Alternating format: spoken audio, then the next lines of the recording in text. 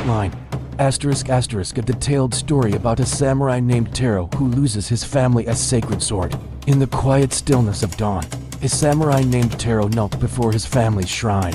His gaze fell upon the katana resting there, a blade forged not just of steel, but of generations of honor. It was his father's legacy, a symbol of his very soul. But as dawn turned to day, a shadow fell, and when Taro turned, his world shattered. The sword was gone, vanished. Panic gave way to a cold, burning rage. The guards saw nothing. The house was silent. The symbol of his family's honor had been stolen from under his nose. That night, Taro made a vow. He would reclaim the sword, no matter the cost. His quest began, an obsession taking root in his heart, eclipsing all else. He left his duties, his clan, his life behind, chasing whispers and rumors across the land. The path was a treacherous maze of dead ends and false leads, but with every step, his resolve hardened into something dangerous. The noble samurai was fading, replaced by a relentless hunter. Weeks blurred into months. The code of Bushido honor, loyalty, duty became hollow words. Taro was no longer the man who offered respect and kindness. He was a man who took what he needed through intimidation and threats.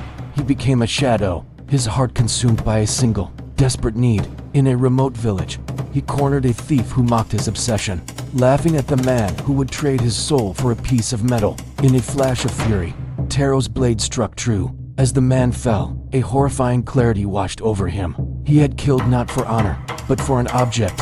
He had sacrificed his own humanity. Finally, high in the mountains, he found it. A band of rogue warriors held his family's sword, taunting him as a fool chasing relics. But it wasn't a fool they faced. It was a man possessed. A brutal, desperate battle erupted under the cold moonlight. He fought with a ferocity born of madness, and in the end, he stood victorious, battered and bloodied. He held the katana, its weight now a crushing burden.